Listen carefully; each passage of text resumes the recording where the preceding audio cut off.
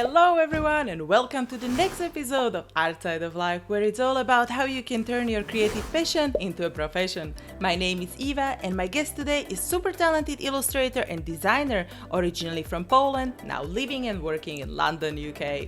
Her work is full of amazing character designs inspired by manga and mostly created by either pencils or Copic markers. She's constantly growing her Instagram fan base of almost 500,000 followers. She has just been featured in anime and manga magazine Neo. She shares her drawing process videos with her YouTube and Patreon followers.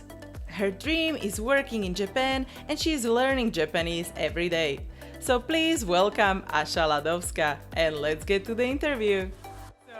Hello and welcome everyone to the next episode of Outside of Life. And today my guest is amazing Asia. So please welcome. Thank you for introduction. Hi. I would like to start with the background and maybe if you can mention what was the first thing you drew, or if there is something you remember.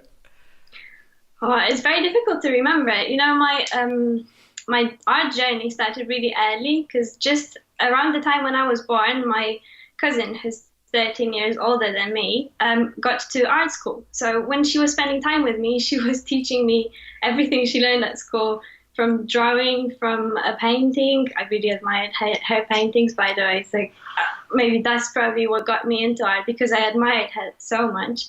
I wanted to be like her. So I've got absolutely no idea what was the first thing I drew. It just started as soon as I started on this planet. It just started. And do you remember maybe if you talk with your parents or someone close to you, the first conversation when you said like, okay, I want to do this professionally? You'd be surprised, but it was my mom who encouraged me to do it, because she was observing me very well and she noticed that I like it.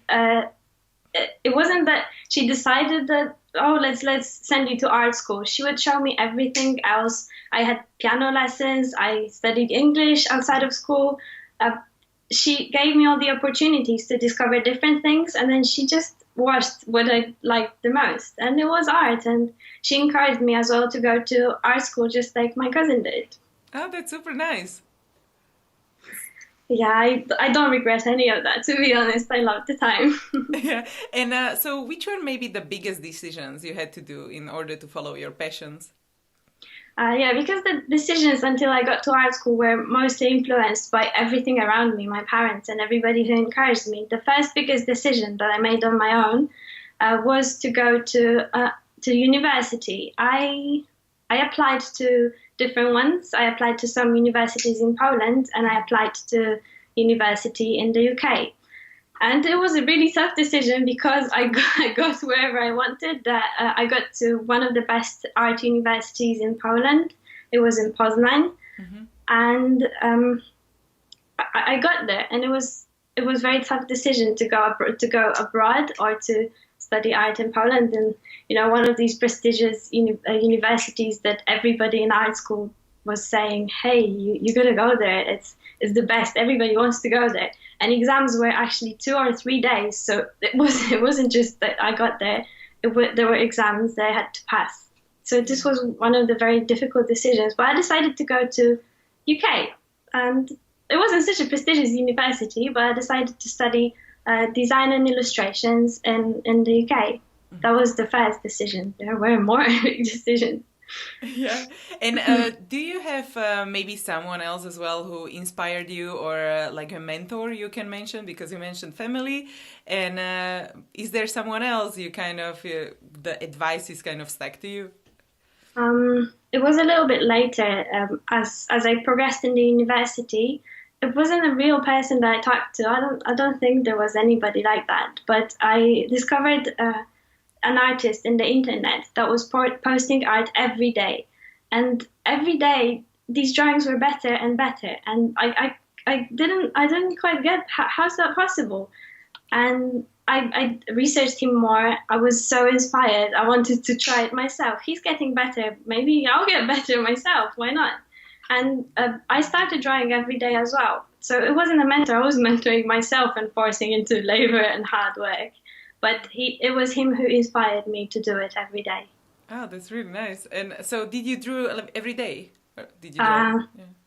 Yeah, I tried to always have a pencil and sketchbook in my bag wherever I went. I not always had a art-related job, or I dropped out of university for a few years as well, so it wasn't always art directed. My life wasn't going into one direction, but I always had the sketchbook and pencil with me. So this was one daily thing I decided to do. And how long did you wait it until you started using maybe Copics, because that they are like more advanced for some people? So what did you start with, or what would you, advise people to, try out? I started with pencil and a piece of paper, as simple Mhm. as that.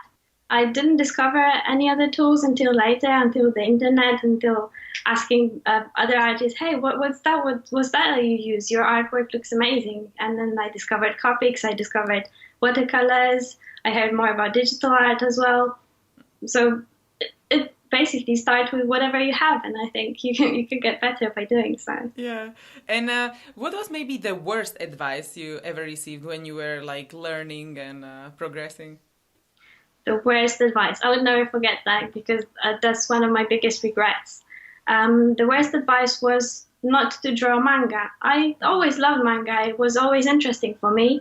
But wherever I went, to any art school I went to, I was discouraged from doing so.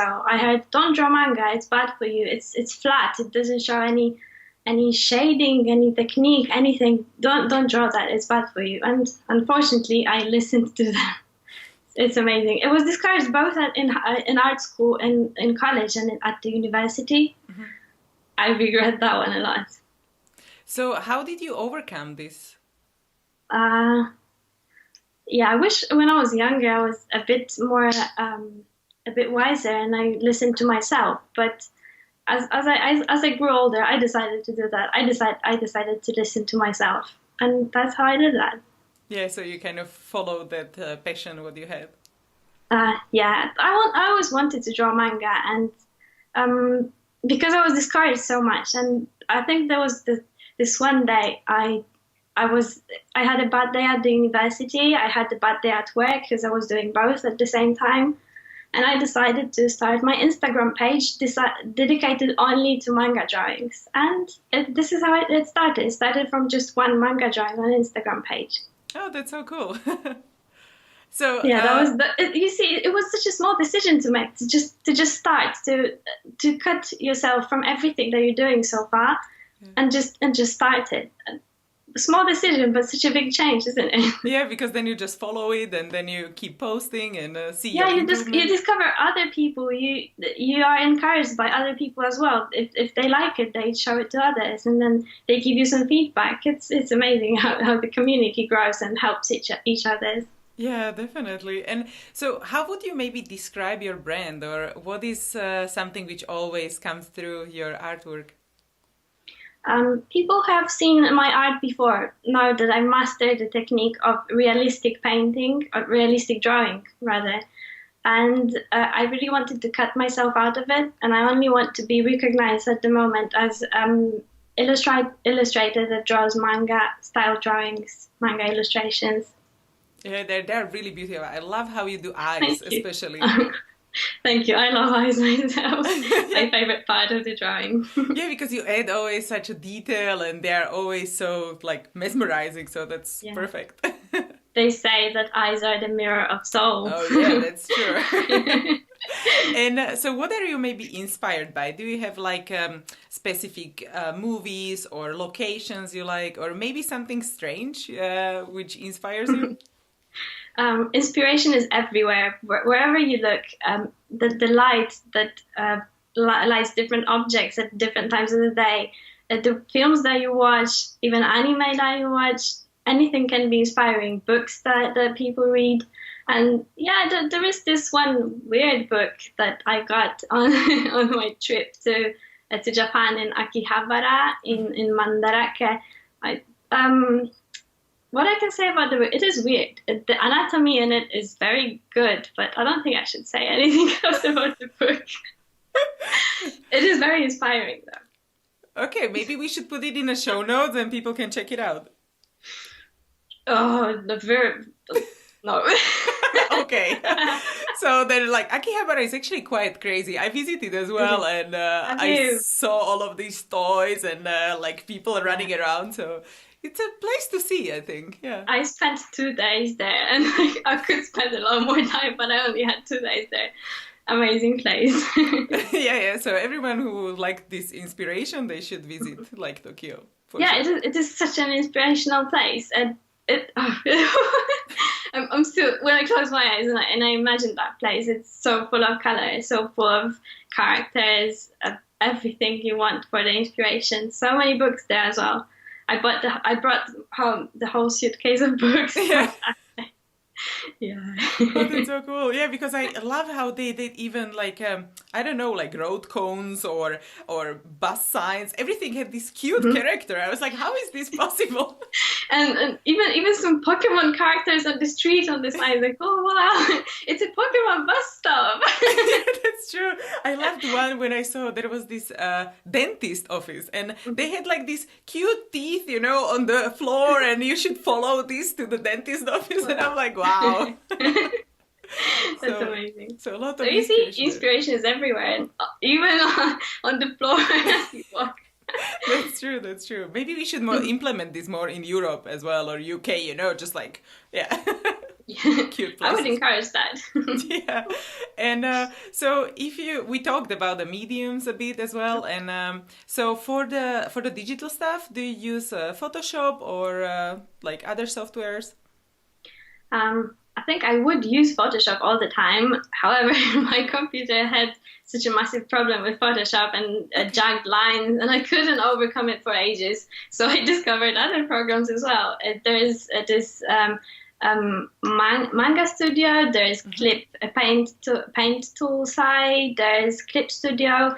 They all work. Okay, I haven't tried any of them. Okay. Yeah, you should. You should. I always come back to Photoshop for the effects that you can put on top of the illustrations, but Clip Studio Paint, for example, has better line support. So if you're working in a comic style, it is a lot better than something that doesn't have line support. Oh, okay. So, but do you use it on a tablet or I mean, like iPad or Yeah, whatever? Yeah, I've got a tablet, like quite a recent buy. It's Cintiq tablet with a screen, so I can actually see what I'm drawing and not just draw on the desk and look at the screen. That was very complicated for me, and I just couldn't get through that. So I invested in the tablet in a better one. So you had before like the Intuos, I guess, and now you have... It was not even that. I had a bamboo tablet. Okay. the cheapest one that you could buy, Yeah. but you gotta start somewhere, right? Yeah, for sure. And now the Cintiq is the companion or like the giant one? No, I don't have a giant one. It's just something that to connect to the computer. It's 16-inch, I think. It's the smallest one that you can get, but Yeah. it does the job. Oh, that's good. Yeah, because now they have this, you know, that the one you can take with you. So that's why I was wondering if that's the not in the price range I was looking into yet. but because we need to progress. Like you start with the paper and the pencil, then you go to bamboo or whatever. Bamboo and then Cintiq maybe later. If you get the return on investment, you can invest more, right? Yeah, exactly. And so now when we are talking about like different projects and maybe income, so what is your main income or how do you split your income sources? I don't have to quite split it. I have a full-time job, 9 to 5:30, and this is my main source of income. Every month the same. At least I don't have to worry about anything if I made enough commissions or if I sold enough. This is just something safe. Yeah, and so what do you do? I am a graphic designer, and yeah, and outside of the job, I do all the art stuff and all the drawing. And for some additional income, I've got a Patreon page and a little shop with originals and prints. Yeah, and so now when you do like a Patreon and all of this, and so do you have like a platform you enjoy the most, or somewhere where you spend time more, or you don't really have a like preference? Yeah, I think I'm super addicted to Instagram at the moment. Yeah. It's amazing how quickly it's growing and how many people. It's easy to communicate there. I think I like this one the most. Yeah, and so do you maybe have some tips for starting young people, on Instagram, like what Yeah, they should do? I get a lot of questions about that, but I think that the people asking questions, oh, how do I start? How do I overcome everything, and how do I get into drawing is already a little bit waste of the time. Because if you took the pencil and just started, it will be the first step, and then everybody just goes the way around, and that's not how it works. You gotta do something yourself. Just do it. Just mobilize yourself enough and start, because nobody's gonna start for you. That's true, that's true. But also it Um, took you like some time, like few years, I guess. uh, hmm. To get to the stage where I'm in at the moment, you Yeah, mean? yeah. Uh, yeah, my journey. I've always been drawing. I just changed styles recently to more manga inspired Mm, illustrations. It was over a year ago, so it wasn't long. okay. Um, you see, just a year, but it takes a lot of motivation to draw every day. Yeah. And I've got a job. I come back home at 7, around 6, 7 in the evening, and this is where my day starts. Hmm. I'm tired. I probably didn't sleep the day before, but nobody wants to hear excuses. Who you gonna excuse yourself? You just if you wanna do it, you gotta do it. So doesn't matter what are the circumstances. I draw every day and I practice every day. Yeah, yeah. I think that's really good advice because people Yeah. always have, like excuses like, Yeah, oh, I cannot everybody do. has. I have excuses too. I'm tired. That's my primary excuse. I'm tired, but it doesn't matter if you like drawing. It shouldn't get you more tired. It should be more of a relax for you. So Yeah. if you don't like drawing, if it's not relaxing for you, that's not something for you. Don't do it. But for me, it's really relaxing. It's more stressful what goes behind the drawing, preparing the desk, recording the video because the camera's always in my face and I can hardly see what I'm drawing on the paper. It's like, But but the drawing process is the most enjoyable. Yeah, yeah. it's full of fun and experimenting. So maybe like, do you think about stories when you're creating your characters? Um, I'm usually inspired by something, so these are probably not stories because I'm not drawing stories. I'm mostly drawing portraits at the moment. It's Hmm. going to come to stories in time, but because I'm drawing portraits, it's more inspired by emotions. So whether Hmm. someone's sad, whether someone's happy. Hmm. As you said, you want to look into the illustration's eyes, and you want to know what they're feeling or who they are. Yeah. So that's what I look Oh, into. cool. Yeah, because sometimes, when Emotions, yeah. yeah, exactly. When you mentioned, because like when you have the emotion, and sometimes I start to think about the kind of the background story of the character, like why is Oh it yeah, you sad? think about everything You when you're know? drawing. The mind doesn't stop at it. You don't think about the colors you pick. It's just automatic, but you think about everything else. Yeah, yeah. Like maybe why do they have backpack? Mm. Why do they have like short hair, long hair, whatever? So there is some kind of thinking behind it, and Yeah. yeah, Do you change a lot of stuff at the last minute? Because I do that a lot. yeah. Like for the whole illustration, the character had short hair, but in the end, no, it's gonna have to be long hair, and I change everything. That's true, yeah. But that's why I don't work with lines because I like to Mm. work like more loosely, and then I can just change it more quickly, basically. There is a way to change when you're drawing with lines as well. That's There true. is a way. That's true, yeah, yeah. And so now thinking about different projects, maybe is there like a project you would like to share, something which it's coming up, or something what you are working on now, something exciting? Yeah, there is a little project that I'm working on at the moment because I'm so constrained with time. I can't spend too much time on it, but it started in June on my Patreon page. The new joining people could request a sketch of their favorite character, and some people who supported me the longest there could request a sketch of their favorite character too. So this is the project I'm currently working on. It's on top of the job, on top of everything I post on Instagram. I spend extra hour or two. It's piling up. The night's finishing, but I'm still working. And this is the project. I decided that because I don't want people to regret that they joined my page, so I want them to be happy and very content with what they get. I'm spending quite some time on each drawing, and I want to publish the full video on YouTube channel Yeah. of the process of creation. So this isn't like I didn't decide on what characters I'm drawing. Sometimes they're challenging. Some people requested male characters, and I'm not so good at drawing men, or maybe I'm not bad too, but it's not something I do every day. So there are some challenges with it. Yeah, so you're not used to it, like the daily Yeah, drawings yeah, as that wouldn't be something I would draw for myself, but they requested it, they're gonna get it, and they're gonna get it the best I can possibly make. Yeah, yeah, for sure. And do you have maybe the favorite character style, or not the style, but maybe like long hair, or someone, like dreamy, or something which you always enjoy drawing? That's a difficult question. I draw inspired by the moment, so I don't think there is anything in particular. You know that these are girls mostly, because you can do so many stuff with girls' hair, girls' faces, eyelashes, makeup, Yeah. smiles, or anything. Or even with clothes, they can be really complex or very simple. So it But changes. yeah, it does change. Whatever is the moment, just catch it. Yes, definitely. And is there maybe a tool which kind of simplifies your life? Maybe Mm, something you bought? I have thought about this, and I can think of anything, absolutely anything. If it comes to creating, I wouldn't probably get anything myself. It's just my husband's watching me from behind. He's like, "Hey, you need that to help you because you're putting a lot of effort into something that is already done there for you." But yeah, that wasn't something I would choose myself. Like I usually get that Yeah, from yeah. someone who thinks my life's difficult, probably. And so maybe how do you design your day? How do you plan stuff? Or, like, do you plan ahead in a week or in a month? Or do you have like physical diary or like a digital tool or something if you do daily, like meditation or whatever?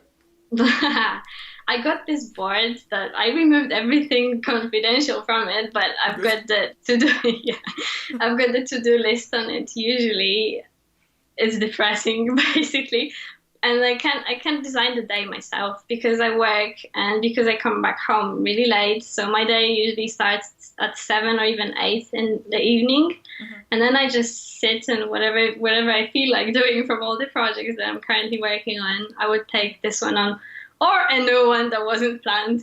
It happens too many times, but yeah, the inspiration of the moment.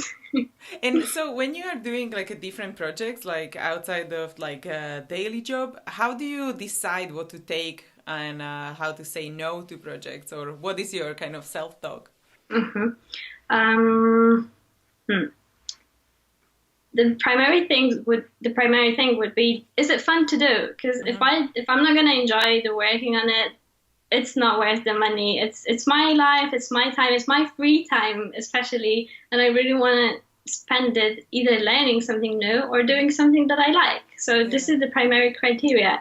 I'm gonna take a project or decide I want to do a commission if this is something interesting or something I can learn new stuff from it. I would say this is the primary And like when you are looking for a new paid projects or they one. come to you, is it mostly through social media or do you go to events when you maybe sell your art prints, or how do you do the networking? I am a super shy person, if you can't tell that yet. I don't go anywhere. No, I spend all the time that I possibly can. I love spending at home. The projects usually come, the people usually come to me. I am so sad to say I've got around over 300 messages that I could not reply to. They are either about commissions or something. Hey, do you want to create a book together with me? But I just didn't have even time to think about this. So I don't look for any paid work because I've got a stable income at the moment. I wasn't looking for anything. It was just coming to me through social media. It's a good tool for marketing. Yeah, and so do you think maybe in the future there will be like a book or a story which you would like to, or more books? Yeah, I really wish I could work on stuff like that. It is all in plan. I've got the message I want to convey to the world. I want to tell the world, and I'm gonna do it. I don't want to reveal anything yet, but so far I'm working on technical stuff. I want to improve my illustrations to get faster, better. more effective practice stuff that I don't draw so often, like man or environment, and then the book's gonna happen. I'm certain of that, or more books, or coloring books, or probably a film as well, because I love seeing my illustrations move. It's amazing. Oh, that would be so cool. Yeah, I think it's nice because you also, as you mentioned, you work with the motion picture a bit, so you know the editing, so you can already imagine it how it can look, basically. Yeah, I do a lot of tests, like 2 second animations. I usually put on loop and the person is turning, or these are very simple stuff, but I learn a lot with that. Some animations can be seen on my Instagram page as well. Simple stuff that usually takes a lot of time. But I love frame by frame animation. Most animes are made frame by frame, so you get my inspirations. I really want to be like them. I want to do something like that too. Yeah. And so if you think about maybe like the most difficult time of your career so far, or kind of the worst moment, and maybe what you learned from it, or how did you overcome it? We're going into dark sides of life. Uh, there were some bad career moments. One of them was signing up a contract for 5 years with art agent. I was young, and 5 years is a lot of time. I didn't know what to expect, and I'm not sure how to say it, because it's not a bad thing to have an art agent, and some people are really willing to have one, and why not? It's a good thing, but it wasn't art agency that would market what I wanted to do. My style wouldn't fit into what they did. Okay. So it was kind of a bad experience for me, and I didn't know how to get out of it, because the contract was signed for 5 years. I was like, oh, I can't market myself, because everything I'm going to market myself. And the contract says whatever I do needs to go through them first. Okay. I can't get any commissions myself, because I need to direct all the people to them. And I was pretty much unhappy because of that, and I stopped drawing for a while. It was not much unmotivating. They were telling me what to do, and I didn't want to do that. And so how did you find maybe the agent, or kind of what made you decide that you want to have an agent? I was published in a magazine, and he found me there and just found my email address and contacted me. I met with him. He was a really nice guy. It was a nice art agency. I loved their work, and the people that they were already representing, but I knew very little about everything that goes behind that. And if I had to make that decision again, I wouldn't. Yeah, so you learned that you would like to more handle your own projects. Yeah, I think so. Yeah, and is there something else you kind of wish you knew before you started? Yeah, there is a lot of legal stuff I wish I knew. I didn't, when I started doing commissions for people, I did not sign any contracts. I was just, hey, I want something from you. Okay, I'm going to do it, and then you're going to pay. And that's something I got burnt with too, because it might never happen to anybody else, might never happen to you, but it happened to me that the client didn't pay, and it was a lot of money, and I almost started legal procedure with it. So I had to learn so much. I had to meet with lawyers and discuss what are my rights. That's something I learned from it as well. I learned that I have rights, that my art is copyrighted, that I have some rights too, but there are some rights I have to obey as well. And that was one of them, was to sign contract, and I didn't do it. So I learned a lot from that, but it was a painful experience. And another thing that was a lot discouraging from drawing, dark times. It was over a year that I was fighting with this issue. So you can imagine. Because it can be like really frustrating. And so what would you advise young people when they are starting, like the commission work, that they ask a person, to maybe have a contract and maybe pay half in advance, or what would be your advice? I do have a contract, and in the contract there are some points that you should state clearly what are you gonna produce for the customer from start to finish. You should include the price. The contract is very important. So I do take payment in advance.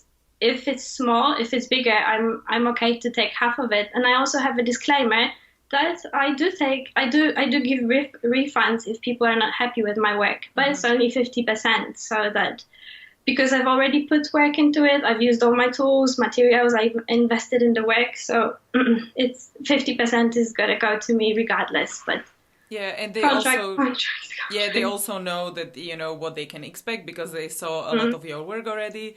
Yeah. And yeah, and do you do also like revisions? What do you mean by revisions? Like some artists sometimes include like, okay, I delivered the work and you have one revision, like I don't know, like I would like to actually change the dark hair to blonde hair, but if Yeah, you yeah, work yeah, yeah. traditionally. I provide customers with sketches, at Mm-hmm, least two sketches, so that they can choose. mm-hmm. And in the sketch form, everybody can make any changes they want. So I would take on if they're not big, if it requires a new sketch to be produced, it is in the contract as well that I will charge for a new sketch if it has to be from the beginning. Yeah, yeah, but I think this is really good to define for Yeah, like everyone who and is starting. Yeah. yeah, some people sell only digital stuff, like produced on the computer, not printed and sent via post. So if it's finished, and I might think the customer might not want it or like it, I send a small resolution with a big watermark on top of it, so that Yeah. I'm sure they can't use it, but they can check and approve. If they like it, I'm gonna finish everything and send off whatever they wanted. Yeah, I think that's really good approach because then if you send like right away the big Yeah, resolution, then they're they gonna can take just it and use run it, away. right? It's like, oh, Yeah, oh, yeah, oh, exactly. lucky. Yeah. Some people are fair, and you really hope when you meet people, you trust them and you hope they're gonna be fair. But there are some people out there who are not so fair and who are just gonna try to use you or get stuff for free. Yeah, Unfortunately, yeah, I for learned sure. I learned everything the hard way, and I wouldn't never know that if I didn't experience had a bad experience. Yeah, So if any young artist can take from it, write contracts, write contracts. that's definitely good. And yeah, because I was also like now in discussion with one customer, and then I wrote all the like definitions, what I will need from him, and how will the process be, and blah blah blah. And now he didn't get back to me, so I'm like, okay, but good to end now than like later Yeah, when if you would regret. So yeah. you never know who you basically Yeah, work so with. sometimes it is time. It is time that you think it's wasted because you put effort into writing the contract. It is different for everybody. You spend so much time messaging people back and forth, and you never know if they're going to go into commission or not. Yeah, But yeah. this is part of the job. But better than if you spend like I don't know a week on the on the commission or whatever, and then yeah. Happens as well. Yeah, yeah, definitely. But yeah, so I think this is really good advice for young people, like how to approach, because this is basically not written anywhere. And if you start like full-time job, then you kind of know what to expect. Then you get the payment, and that's how it works. But now with this like freelance and all of the work on the side, it's just yeah different approach. Everything in your hands. So much more. Drawing is the most pleasant stuff of it, but there is at least three times more work outside of drawing that you have to do. Yeah, and do you have maybe some software for, like writing the contract, or like special website you go for the resources, or, maybe because also, that you have to do the taxation and all Uh, of these things that, yeah. yeah, it's a lot. I use Word. I've got just one template for contract, and Okay. it's a Word, good old Word document. Okay, But, good. but all the invoices I put through PayPal. PayPal can create an invoice for you, so I think there is just an option called invoice there, and you can put all the information. What is the work gonna be? You can attach files. So I usually attach the contract that I prepared, and then just send an invoice to a customer. Oh, yeah, yeah, that's actually really helpful. So that's really nice. And And then PayPal has its protection, its money protection as well. So it both covers the customer and the seller. yeah, I yeah. think it's worth going into something that's already been tested and tried by others and made especially for that. Yeah, definitely. And I didn't ask you about the tools like the paper maybe, or do you use only when you use traditional? Do you use Copic markers and something else, or maybe what is your favorite sketchbook? Oh, I think I discovered my favorite paper yesterday. I haven't tried it. I haven't tried it yet, but I got in the post and it was so smooth. I have not touched a paper like that before. So I hope I'm not wrong about it. So you see, every day I'm discovering something new. I'm not limiting myself. I really want to try new things. For sketches, I use the cheapest tools possible because I do a lot of sketches. And if a person wants to get good, they have to do a lot of sketches too. I recommend printer paper, printer paper, and just some soft pencils. That works the best. But if I'm working for a customer, if I'm doing a work that's going to be sold later that has to look beautiful and better, expensive tools, Copic markers, watercolors, not cheap brands, but expensive brands as well. Paper, thicker, smoother, hot pressed, the best possible. So it's not cheap, but it's not limiting. I recommend starting on cheap materials and then just discovering all the others. Yeah, definitely. And so what I would like to ask is also the future. We touched upon the project a bit, and I would like to ask you where would you see yourself in like 5 to 10 years? Like you cannot fail, and like you're not afraid of anything. And what is kind of the dream scenario? Yeah, I had a dream around 2 years ago. I had a dream to move to Japan and start working there because manga drawing and anime is so popular there. It's probably easier to find a job into animation, which I keep repeating. I love seeing my drawings move and I want to work in animation. So I had a dream 2 years ago to it wasn't big. It wasn't to get a job. It was just to be able to write a CV in Japanese. And I wrote my first CV in Japanese just around a month ago. So I'm one goal achieved. I'm not giving up on learning Japanese. I'm going to study twice a week, beginning October or September. It used to be just once a week before. But I'm practicing every day as well. So you see, adds up to some more hours of my day. It starts at 7 in the evening and you see how much I'm doing every day sketching, every day doing some drawings, or even a drawing for Instagram page or for Patreon, some videos. And then on top of that, I'm learning Japanese. But it's just a skill to use time wisely because I commute on the train to work and I can practice Japanese there. Why not? There are many different apps or books that I can have with me. So in 5 years or 10 years, I really wish I could live in Japan and work for an animation studio. And it doesn't have to be a big job. I want to just see how they work. I want to learn, and then maybe one day get bigger, grow up a career there. Oh, that sounds really good. I think you would enjoy it. I would love it. I've been to Japan now. That was the other dream come true, and I want to go back and never come back here.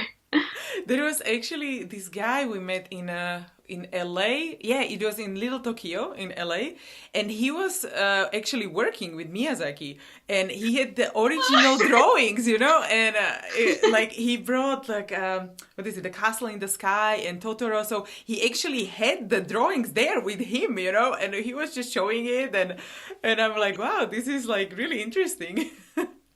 Oh my God, that's even beyond my wishes, to work with Miyazaki. My favorite documentary is about Miyazaki. It's A Kingdom of Dreams and Madness, I think. I've watched it so many times. I wrote my academic essay about just that documentary because I couldn't get it out of my head. Yeah. Oh, Miyazaki, he's a big master. I can't deny that one. And did you go to the museum in Tokyo, the Ghibli series? I went, and I'm really grateful to my friends from Japanese classes who told me that you have to book a ticket in advance because that was my mistake. I would never know that. But they were just chatting. We were just chatting casually, and they mentioned, "Hey, I gotta wait up until 2 a.m. to buy tickets to Ghibli Museum." I was like, "What? You gotta do that?" I was so grateful they let me know, and I didn't have to wait until 2 a.m. because I'm always awake at that time. I managed to buy tickets, and I went there, and it is on the ticket. It says, just go and lose yourself, and this is exactly what you do. You start being a kid, basically. You go on your knees and discover all the different corridors. Kingdom of Dreams and Madness. And did you go also to like these different restaurants, you know, like when they have like Alice in Wonderland restaurant and I don't know what? I didn't know about them then, but next trip to Japan, I'll visit them all. Yeah, because that might be like super cool inspiration for your drawings. I want to visit them. That's really cool. And so if we, like the last question I would like to ask you is about like far future and maybe what would you like to be remembered for, like 100 years? As you know, my master Miyazaki is making animated feature movies, and I really want to leave one like that behind for future for people. I want to make a feature movie, so one biggest dream and lifetime goal to make a feature anime or animated movie. Oh, that's perfect. I would love to see that. I would love to make that, so I really hope it's gonna happen. Good. That's a plan. Challenge accepted. Okay. So it would be really nice, and thank you so much for taking the time to be here. And if you have like last advice for young artists before we say goodbye. I think I have one. There is this one sentence that I carry with myself. I learned it from the teacher in high school, which, you know, I went to art school. And he was saying, whatever you have to do tomorrow, do yesterday. And I didn't get it by mistake, but that doesn't make sense. There is a mistake in the sentence. But it is true. The time is flying by so quickly. So it means that whatever you are planning to do, you're already late with it. You should have already started. Don't even think about it, just start it. So take action is my advice to everybody else. Yeah, that's perfect. I love it. Oh, thank you. And thank you very much for your time too. It was lovely. It was lovely meeting you as well. And for you too. I'm really excited. This was fun. Thank you. And thank you everyone for joining, and see you next time. See you. Hey guys, if you enjoyed this video, don't forget to give it a thumbs up and let me know in comments. Also, please subscribe to my channel for more videos because I post new interview every single workday. You can also find the resources mentioned in this episode at artsideoflife.com. Just type a guest name in the search bar. There is also a little freebie waiting for you, so go check it out. If you want to listen to the interviews on the go, make sure to check out the podcast episodes at artsideoflife.com/podcast. Thank you so much for watching. I really appreciate you, and don't forget to inspire each other. I will see you guys in the next episode.